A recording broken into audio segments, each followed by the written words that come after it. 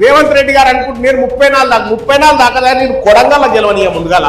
OC ముఖ్యమంత్రి తెలంగాణ రాష్ట్రానికి రేవంత్ రెడ్డి చివరి ముఖ్యమంత్రి. టిఆర్పి పార్టీ తీన్మార్ మల్లన్న ఎక్కడ బహిరంగ సభ పెట్టినా కూడా అగ్రవర్ణ రాజకీయ నేతలను కడిగి అడిగి పారేస్తున్నాడు. మరీ ముఖ్యంగా రేవంత్ రెడ్డిని టార్గెట్ చేస్తున్నాడు.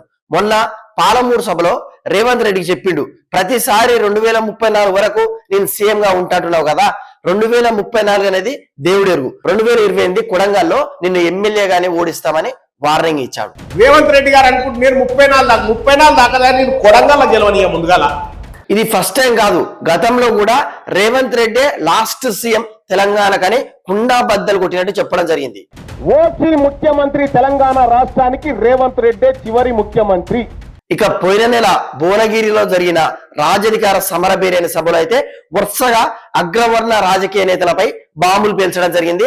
టైం లెక్క పెట్టి రోజులు, గంటలు, నిమిషాలతో సహా చెప్పిండు వచ్చేది తెలంగాణలో బీసీ సీఎం అని. కరెక్ట్ గా 884 రోజుల 5 గంటల 2 నిమిషాల 43 సెకండ్లకు బీసీ ముఖ్యమంత్రి కాబోతా ఉన్నాడు ఈ తెలంగాణ రాష్ట్రంలో. రెడ్లను అసెంబ్లీ గేట్ కూడా తాకని అని అన్నాడు. రెడ్డి ఎమ్మెల్యేలారా, మంత్రులారా, మిమ్మల్ని ఒక్కరిని కూడా అసెంబ్లీ గేట్ దాకని రేపు పొద్దుగాల తెలంగాణ అసెంబ్లీ మొత్తం బీసీ బిడ్డలతో నింపుతా అని కూడా వార్నింగ్ ఇచ్చాడు. అసెంబ్లీ మొత్తం నా బీసీ బిడ్డలతో నింపుతా అని చెప్పి మీ అందరికీ మాట ఇస్తా ఉన్నా సోదరులారా. ఇంకా తెలంగాణ అసెంబ్లీలో 59 మంది రెడ్లు, వెలుమలు, కమ్మలు ఉన్నారు. వాళ్ళను కూడా రాజకీయ సమాజ్ చేస్తారని బహిరంగంగా హెచ్చరించాడు. 59 మంది ఉన్నారు. రెడ్డి వాళ్ళు, వెలమోళ్ళు, కమ్మోళ్ళు, ఎమ్మెల్యేలు 59 మంది ఉన్నారు. ఈ 59 మందిని రాజకీయ సమాధి చేసేటువంటి యుద్ధాన్ని ఇక్కడి నుంచి ప్రారంభిస్తా ఉన్నాం సోదరులారా. దాని పేరే సర్జికల్ స్ట్రైక్ 59. రెడ్లకు, కమ్మలకు, వెలమలకు చెప్తున్నా, మర్యాదగా చెప్తున్నా, మీరు దోచుకున్నది చాలు, క్షమాపణ చెప్పి మీరు వెనుదిరుగుతారా లేదా మేము మెడబట్టి మిమ్మల్ని నెట్టేయాలా? మర్యాదగా రెడ్లకు, వెలమలకు చెప్తా ఉన్న కమ్మోళ్ళకు కూడా, మేము నిజంగా దోపిడీ చేసినామా, మిమ్మల్ని ముంచిన మీకు వెళ్ళిపోతామని మర్యాదగా వెళ్ళిపోతేనే ఏం లేదు, లేకపోతే మెడలు పట్టి బయటికి నెడతా. ఒక బీసీ నేత ఈ విధంగా బీసీ ప్రజల కోసానికి అగ్రవర్ణ నేతలపై గర్జిస్తుంటే ఒక్క ఛానల్లో కూడా ఎందుకు ప్రసారం చేయట్లేదు, ఎందుకు ప్రచారం చేయట్లేదు? కేసీఆర్ ని తిడితే రేవంత్ రెడ్డిని భజన చేసే ఛానల్లో ప్రచారం చేస్తారు. అదేవిధంగా రేవంత్ రెడ్డిని తిడితే కేసీఆర్ ను భజన చేసే ఛానల్లో ప్రసారం చేస్తారు.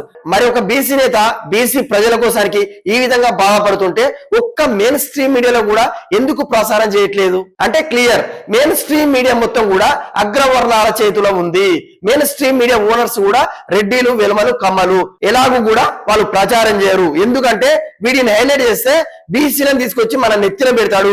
మన రెడ్లు, వెలమలు, కమ్మలు అందరం ఒక్కటి కావాలి, వీటిని తొక్కేయాలని వాళ్ళ మోటో క్లియర్. వాళ్ళు ఆ విధంగా ఉండడం కూడా తప్పు కాదు, ఎందుకంటే వాళ్ళ జాతిని కాపాడుకునే ప్రయత్నం చేస్తున్నారు, వాళ్ళ తప్పే లేదు. కానీ digital media, YouTube channels maximum 90% BC బిడ్డలే కదా. ప్రతి అంశాన్ని, కేసీఆర్ ను, రేవంత్ రెడ్డిని, బండి సంజయ్ని, ప్రతి అంశాన్ని కూడా చూపించే ఈ డిజిటల్ మీడియా ఎందుకు తీన్మార్ మల్లన్నను 1-2 ఛానల్స్ మినాయిస్తే ఎందుకు చూపిస్తలేరు? మన కొంచెం సిగ్గుండాలి కదా. ఒక బీసీ బిడ్డలం, బహుజన బిడ్డలం అయినప్పటికీ మన కోసం స్టాండ్ తీసుకునే తీన్మార్ మల్లన్న వీడియోస్ ఎందుకు చూపించట్లేదని ఈ సందర్భంగా నేను క్వశ్చన్ చేస్తున్నా. ఆయనను మన ఛానల్లో చూపించకపోగా ఇంకా ట్రోలింగ్ చేస్తారు. ఏం ట్రోలింగ్ చేస్తారు? ప్రధానంగా అంటే ఆయనకు ఒక స్టాండ్ ఉండదు, ఒక్క పార్టీ ఉండడు, బీజేపీ అంటాడు, కాంగ్రెస్ అంటాడు, 7200 అంటాడు, ఇప్పుడు బీసీ స్లోగన్ తీసుకున్నారని చాలా మంది ఆయన పైన ట్రోల్ చేస్తున్నారు. అది కూడా మన బీసీ బిడ్డలే. ఒక్క విషయం గుర్తుపెట్టుకోవాలి, బీసీ ప్రజలారా, ఈయన తిడుతున్నారు కదా పార్టీ మారినని. ఏ నేతలు పార్టీ మారలే? ఏ రాజకీయ నేతలు పార్టీలు మారలే? బీఆర్ఎస్ వాళ్ళు పార్టీ మారలేదా? కాంగ్రెస్ వాళ్ళు పార్టీ మారలేదా? బీజేపీ వాళ్ళు పార్టీ మారలేదా? ఒక్క తీన్మార్ మల్లన్న పార్టీ మారే వరకే ఎందుకు ఇంత ఉలికి పడుతున్నారు? ఇంకా చెప్పాలంటే తీన్మార్ మల్లన్న ఒక విషయంలో మొగోడు.